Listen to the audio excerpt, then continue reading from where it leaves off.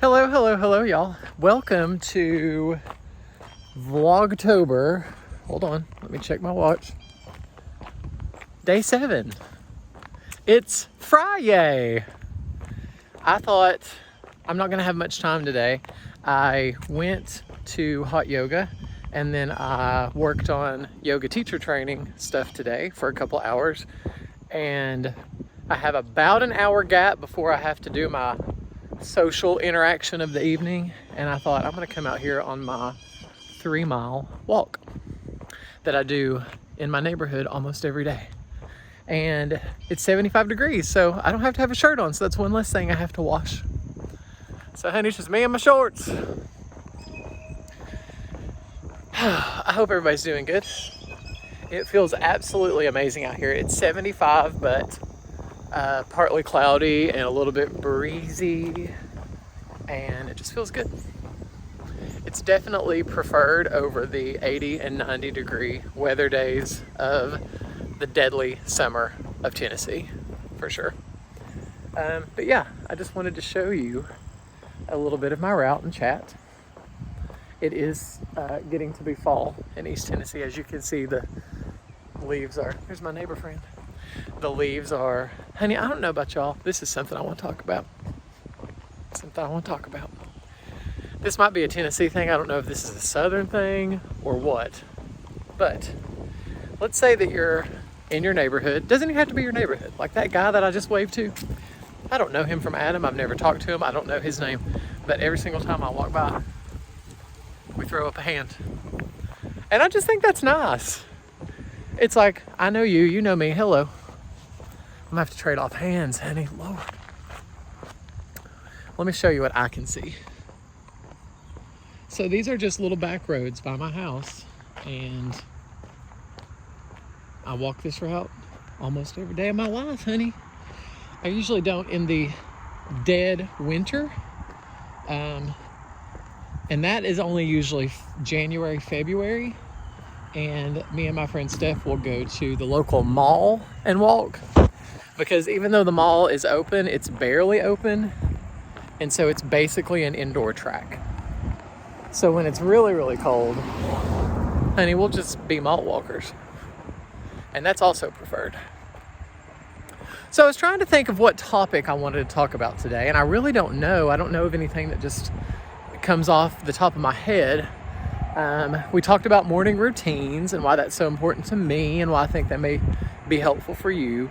We talked about boundaries and how to set boundaries. I know exactly what I want to talk about. And I tend to want to talk about things that I'm passionate about in terms of, I'm always trying to surround myself with people that I want to be like. I want people around me to make me better, not worse. And I want to fill my brain with things like podcasts from therapists who know what they're talking about and have really good, applicable, hands-on things to do to make yourself a better person. So what I want to talk about today is something that my friend Gina Hawkins, hi Gina, if you're watching. I don't know if she watches these videos, but she is my very first yoga friend. And what I mean by that is, when I first started going to yoga, it was a very overwhelming experience because I didn't know what I was doing. I didn't know the poses. I didn't know what leg to be on. I felt like I was doing everything wrong. And so Gina was one of the first people who took time to really get to know me and to talk to me at every class. Our schedules are very similar, so we go to a lot of the same classes. And she was just I tell everybody, she was my first yoga friend. She was the first person that I started talking to that made me feel like, okay, I can do this and this place is good. So anyway, she posted a video. I'm not sure exactly what her title is, but she works at a church, at a Baptist church here in town. And she posted a video of one Sunday at church, she was one of the guest speakers, and she was talking about body image and the fact that she had always struggled with body image, body dysmorphia, always striving for the better body. A lot of people in her life, you know, including her family, would not in a way to try to be negative, but just say things like, oh, Gina, you better stay away from the cookies. Like, you don't really need those. That is so damaging. And I went through that a little bit in my life. As most of you know, I was very obese. In my late teens, super early 20s, I was about 350 pounds. And so I made a lot of bad choices. I didn't move enough, and I ate too much. And that's the bottom line. And it led me to just get into this place that seemed impossible to get out of. And thank God, literally, that I was able to get out of that and find physical activity and find group exercise classes and, you know, drop the weight and feel better, both from an emotional and physical standpoint. And that was great. But, and this is what Gina's main point of conversation was. And I want to kind of do this double. I want to talk about body dysmorphia, and I want to talk about negative self-talk. So for me, for Tyler, I am 165 pounds. I am what you would consider skinny. But what do I see when I look in the mirror? I see I've had weight loss surgery. And so I have a scar that runs hip to hip where the plastic surgeon took off a massive amount of my skin.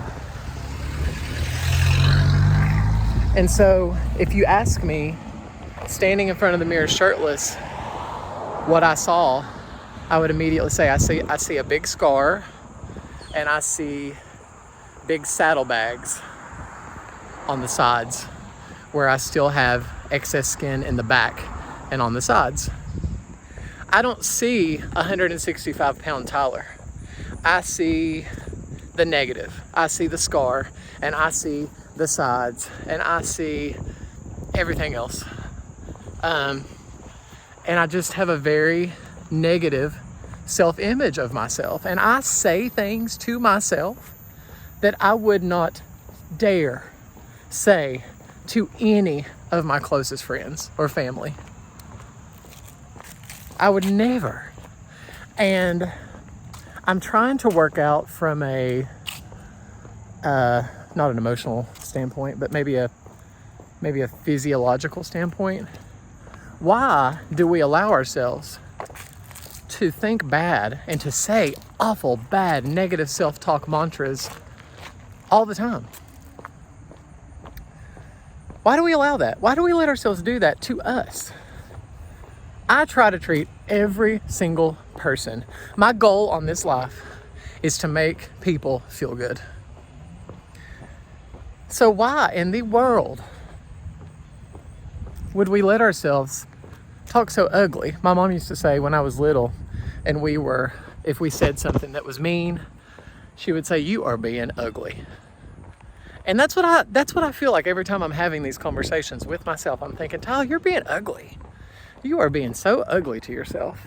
And why do we do that? We have so much grace for other people. And just speaking for me, I don't have much grace with myself. Instead of thinking, I'm running the New York City Marathon next month, and that's a badass thing to do. I think, well, you're 165, but you should really be 160 pounds. And until you're 160 pounds, you're kind of fat. I know that's wrong. I know that's sick and twisted. That's just where my mind goes. All that to say, my friend Gina and her talk, and I will try my best to remember to link it below and put the timestamp of when she, was doing her story. She was saying that when her dad, it was either her dad or her mom, was very sick, and she had to go stay in a hotel with them in Texas for 2 weeks. She had so much time with the Lord, which that's her thing. And I'm not, you know, everybody believes different and prays different, and that's what makes the world go round. But for her, she wanted to have that time with God to try to fix that negative self-talk with her body. And so now what she's tried to do and what she has implemented is when she is feeling like she's talking ugly to herself, she says one thing that her body does that's a blessing. Is that not powerful? So instead of me standing in the mirror and going, well, I want that gone,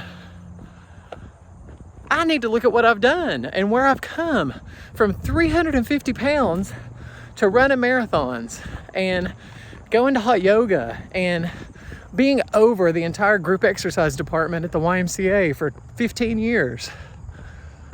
Why don't we let ourselves congratulate ourselves on the good and just focus on the bad?